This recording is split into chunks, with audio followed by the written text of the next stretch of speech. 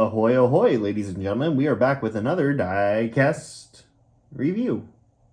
So today we have a Felix Rosenquist car. This is, of course, entered by Aero McLaren SP and, of course, made by Greenlight in the 1/18 scale.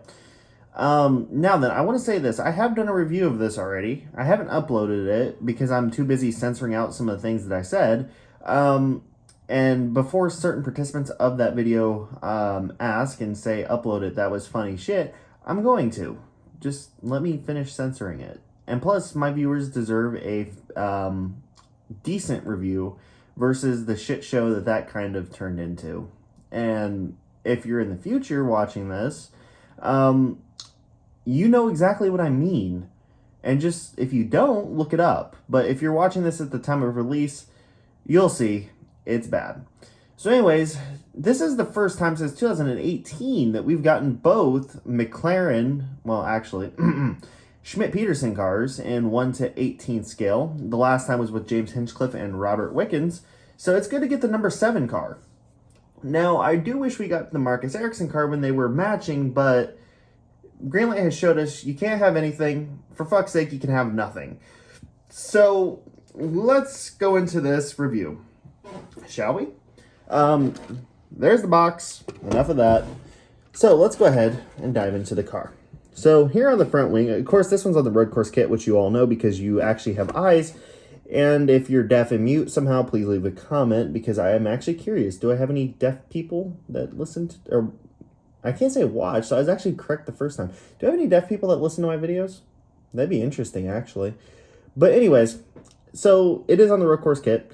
And here on the front wing, we have McLaren on the main plane, which should be views, and Aero on going up the nose. We have the Aero McLaren logo because we all kind of forget that Schmidt-Peterson's a part of this team still, even though they are this team.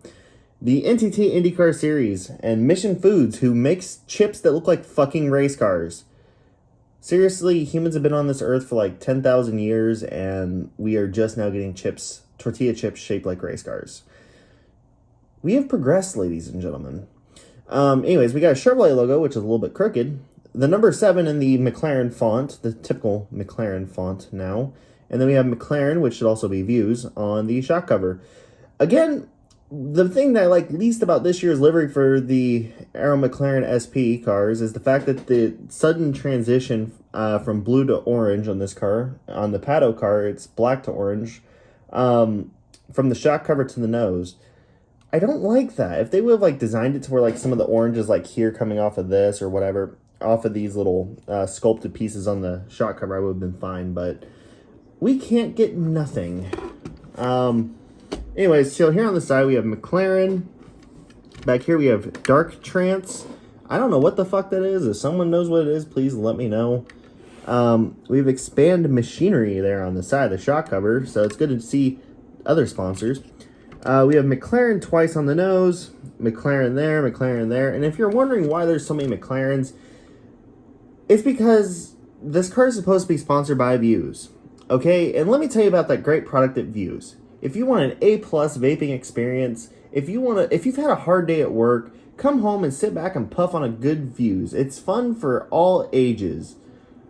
I am probably going to get in trouble for that, but I don't care.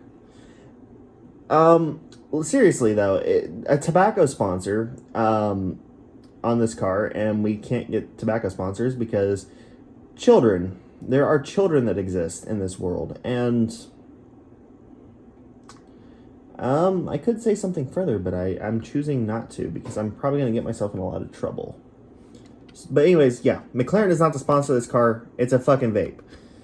So on the Aero screen, we have McLaren, Lucas Oil, Chevrolet, NTT IndyCar Series, and Indiana, a state that kind of works. So this one here, the Aero screen, is kind of wrapped in an orange for the top, and it looks bad. You can see where the decals transition, and down in the middle there where the center, or where the halo portion of the Aero screen kind of meets is kind of faded, or not faded, but it's just undercolored. And the color match is just god-awful between the paint and the orange on this. Yeah, it's bad. Also, the blue is wrong. Yeah. Thanks a lot, Greenlight. Anyways, we got Mission Foods again, so thank God for those goddamn race car shaped tortilla chips. Speedway gas stations, that's going to be Shell next year. Mission Foods once again on the flick, and then we got this weird design here. I never was a particular fan of that, but it is what it is. I guess if I'm looking at a car from like this angle, I don't have to see it, so I'm okay with that. Anyways, once again, we got the inaccurate front or rear wheel ramps. We got a bunch of insignificant sponsors that didn't pay enough to be in a place of meaning right there. Chevrolet, the P1 Polo Award presented by NTT or whatever they want to call it. On the rear wing of this one, it's kind of a split color. It's the blue on top with black on bottom with the number 7. I'm not a fan of that. And listen, this here makes it look worse that it doesn't have those little louvers on it. I hate to say it, but it's true. I wish we would have gotten the louvers here. But, god damn it, green light. Just like on the paddle car, on this little fin here, on the little shark fin thingy, there's an underspray issue. And it's a little hard to see on camera. But there is a very noticeable underspray on the fin, which it's not as bad as it was on the paddle, but you can see some of the black base that they use for this kind of poking through it. Like right in here is a good example. I know like right in here is not a place to really bitch about, but on the fin, yes it is. On the top of the rear wing, we have the Aero logo, plus we have this gradiency that's in blue instead of white on the paddle car, and I'll show you that. On the back, yes, we actually have Aero on the back of the car, or back of the wing. So again, it's just an only Team Penske thing where they're not doing that. This one here has the black rims on it, of course. This side, once again, pretty much the same. This car looks stupid with McLaren on the side. Now here's the thing, I can't really bash Greenlight for this one. It's not their fault. I mean, I wish I could bash them for it, and I very much, if I was in any right sense of mind, I would, but I'm not, because I get it. We've not ever had a Marlboro Team Penske car, so we're not going to have a Views Team McLaren car. I don't know what to call it.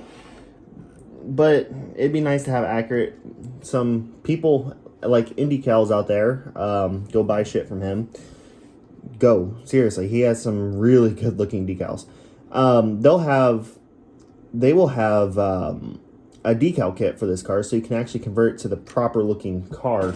So anyways, to bring this one full circle, we're going to go ahead and take a look at the Pato car that you guys saw me review before, and you get to see these cars side by side. They look good together. I would prefer it if the 7 had, you know, black primary color. Maybe not. I don't know. Can't have everything, but it's good to have sister cars, though, from this team. I do enjoy the fact that these two will get to sit together on the shelves next to the last time we got twin cars from Schmidt-Peterson. I do enjoy this set. As much as I wish they were the same color, because I'm one for uniformity, don't get me wrong about that. It's good to have teammate cars. And on the same road course configuration too. This is the first time that we've had sister cars on the road course configuration. So that's nice. I'll take a win where I can get it, especially anymore with Greenlight's shit quality control. I don't know.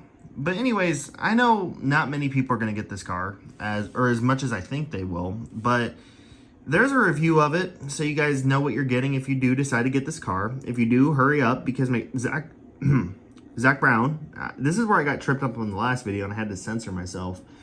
Zach Brown's probably going to end up buying all of them like he did this car, and now this car is going for quite a bit more money than it used to. So if you can, get this car picked up now, because it's definitely going to be a nice collector's piece. And let's face it, next year is probably going to be Felix Rosenquist's last year in an Indy car. I'm surprised he didn't get askewed already. Huh? Oh, sorry. Apparently I wasn't supposed to say that. Thanks, David, voice in my head. Anyways, that's it for this review, guys. So thanks for watching, and as always, I think if you watch my videos regularly, you knew what I was going to say. So, for the sake of repetition, peace out.